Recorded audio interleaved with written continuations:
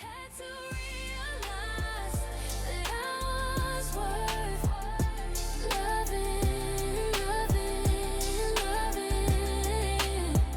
I had to realize that I was worth loving, loving, loving. Hello, and welcome back to another episode of the Worth Loving podcast. I am your host, Keana W. Mitchell, and I'm so grateful that you're here with me today. So whether you're listening while you're getting ready for your day, taking a moment to yourself, or just settling into your evening routine, I want you, as I always say, to take a deep breath and allow yourself to arrive fully into space.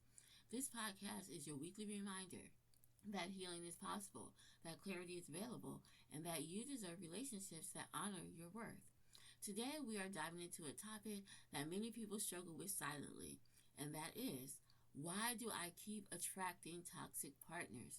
And how do I finally break that cycle? So if you have ever found yourself in a relationship that you felt drained, you felt it was confusing or emotionally unstable, or if you just noticed that your partners tend to have similar unhealthy traits, you are not alone. Research shows that unresolved attachment wounds and early relational experiences often shape who we're drawn to and how we show up in relationships. These patterns aren't a sign that something's wrong with you. They're simply signals pointing to areas that need healing, compassion, and understanding. So my goal today is not to shame you or make you feel like you failed. Instead, I want to help you understand the deeper emotional and psychological roots behind these patterns so you can begin choosing healthy relationships that feel steady, mutual, and emotionally safe. Because once again, it's important for you to understand what's going on. Because if you don't know why you're doing the same things over and over, you can't change it. Once you understand why you're drawn to certain dynamics, you can then have the power to choose differently. And that's where real transformation begins. But before we get into this week's episode of the podcast, let's take a look at last week's episode of the podcast. Last week on the podcast, we talked about whether emotional intimacy or physical intimacy was better when it comes to creating a stronger bond in your relationship or even a healthier bond in your relationship. We talked about how emotional intimacy is built through safety, responsiveness, and vulnerability, the qualities that help us feel truly seen, valued, and understood. We talked about how, according to Dr. Sue Johnson, who's a leading researcher in attachment and bonding, that she emphasizes that emotional connection is the foundation of a secure, lasting relationship. It is what allows two people to build trust, communicate openly, and navigate conflict with compassion.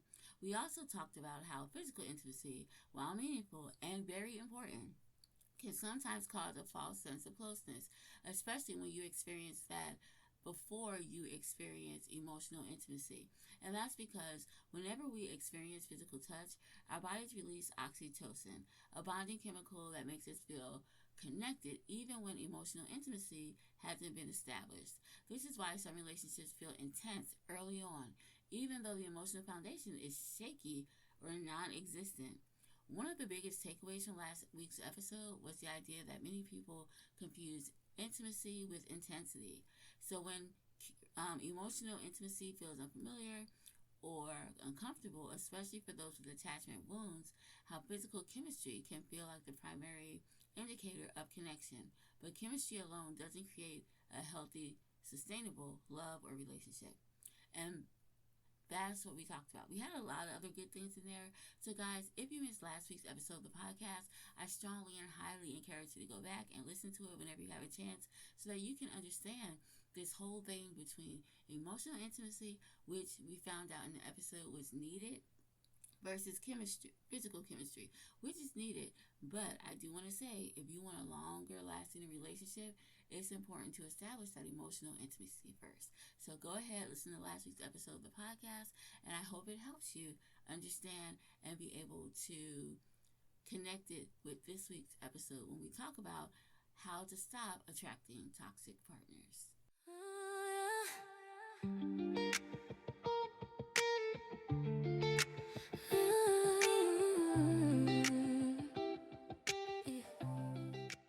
So let's talk about why this pattern shows up in the first place. One of the most important things to understand is that we don't choose partners based on what's healthy. We choose based on what's familiar because that's what we're used to. The nervous system is wired to recognize patterns, even when these patterns are painful. Freud described this as repetition compulsion, the unconscious pull to recreate unresolved emotional wounds in an attempt to master them. Dr. Bessel van der Kolk later expands on this idea, explaining that trauma wires the nervous system to seek out emotional environments that mirror early experiences, even if those environments are harmful. Attachment styles also play a major role. According to Ainsworth and later researchers like McKilfer and Schaefer, the way we bond with a caregiver shapes how we bond with other people, including romantic partners. So you have had an anxious attachment style, you may feel drawn to emotionally unavailable partners because they activate your fear of abandonment, a feeling your nervous system recognizes. If you have an avoidant attachment style, you may choose partners who confirm your belief that closeness is unsafe and overwhelming. If you have a disorganized attachment style, you may find yourself oscillating between craving connection and fearing it. Low self worth also plays a significant role. When your sense of self worth has been shaped by your trauma, criticism, or emotional neglect, you may tolerate behaviors that violate your emotional needs. Dr. Judith Herman notes that trauma survivors often normalize chaos because it mirrors their early environment. And finally, many people confuse intensity with love, which is what we talked about last week, right? Dr. Patrick Keynes explains that the cycle of highs and lows, affection followed by withdrawal, creates powerful emotional bonds that feel like love but are actually trauma responses. So just understanding these dynamics is the first step toward breaking free of toxic partners. Now that we've explored why these patterns form, let's talk about how they show up. Recognizing the signs is essential because awareness gives you the power to choose differently. One of the clearest indicators that you're attracting toxic partners is that you feel anxious, confused, or emotionally unstable more often than you feel safe. Healthy relationships create a sense of calm and predictability, not chaos. Another sign is that you find yourself over-functioning. You may be the one doing all the emotional labor, initiating conversations, repairing conflicts, or trying to quote-unquote fix the relationship while the other person remains distant or inconsistent. This imbalance often reflects deeper attachment wounds and a belief that you must earn love through effort. You may also notice that you ignore red flags because the connection feels intense. That intensity can feel intoxicating, especially if you never experienced steady, secure love. But intensity is not the same as intimacy. Another sign is feeling responsible for the other person's emotions. If you find yourself walking on eggshells, trying to manage their reactions, or sacrificing your needs to keep the peace, that's a sign of emotional enmeshment, not healthy connection. And finally, you may lose your sense of self in a relationship. You might abandon your boundaries, silence your need, or shrink parts of yourself to maintain that connection. Dr. John Gottman's research shows that emotional unpredictability and inconsistency are major predictors of relationship instability. If these signs resonate with you, it doesn't mean that you're broken. It means that you're becoming aware. So, how do we stop attracting toxic partners? Breaking this cycle is absolutely possible, and it all begins with building emotional intimacy with yourself. Dr. Kristen Neff's research on self-compassion shows that when we treat ourselves with kindness, we naturally raise our standards for how others treat us. Self-awareness helps you recognize your patterns, understand your triggers, and identify the emotional needs you've been trying to meet through relationships. Strengthening your boundaries is another essential step. Boundaries are not walls. They are expressions of self-worth. They help you protect your emotional space and choose relationships that align with your values. When you set boundaries, you teach others how to treat you, and you teach yourself what you deserve. Rewiring your nervous system is also key. In polyvagal theory, it teaches us that the nervous system responds to cues of safety. So when you slow down the pace of relationships, you give yourself time to discern compatibility instead of getting swept up in the chemistry. You learn to recognize the difference between excellence, excitement, and anxiety, between intensity and connection. And when I say excellence, I'm just talking about how someone treats you, how you want to be treated. what you expect out of her partner, right? What the kind of treatment you expect out of a partner. So redefining what attachment means is another powerful shift. Attachment isn't just butterflies. It's also peace, consistency, and emotional availability. Healthy love often feels steady, not overwhelming. So when you begin valuing emotional safety over emotional intensity, your relationship landscape changes. By default, it's just going to change. And finally, healing your attachment wound is essential. Dr. Daniel Siegel found that attachment styles can change through corrective emotional experiences like therapy, coaching, and internal healing. You are not stuck with the patterns you learned. You can absolutely move forward towards secure attachment, one choice at a time. As you begin healing and shifting your patterns, it's important to know what healthy love actually looks like. One of the biggest green flags is consistent communication. Healthy partners don't leave you guessing. They show up, follow through, and communicate openly. Another green flag is respect for your boundaries. A healthy partner doesn't push past your limits or make you feel guilty for having needs. Instead, they honor your emotional space and support your growth. Emotional availability is another essential quality. A healthy partner is willing to share their feelings, listen to yours, and encourage meaningful conversations. They don't shut down, withdraw, or punish you for expressing yourself. Accountability is another green flag. Healthy partners take responsibility for their actions. They apologize when necessary, repair ruptures, and show a willingness to grow. You'll also notice mutual effort. Healthy partners are reciprocal. Both people invest, both people care, and both people equally show up. Finally, the connection feels steady, not chaotic. Healthy love doesn't feel like a roller coaster, it feels like a rhythm, each grounded and emotionally safe. You feel like you can be yourself without fear or judgment of abandonment.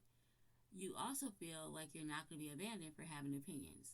When you begin to recognize these green flags, you start to understand what you truly deserve. And the more you heal, the more naturally you'll gravitate toward partners who embody these qualities. The song we're going to listen to today is by our podcast artist, Emery Rose, and it is called Tired of Playing Games. So here's the song, Tired of Playing Games, by our podcast artist, Emery Rose.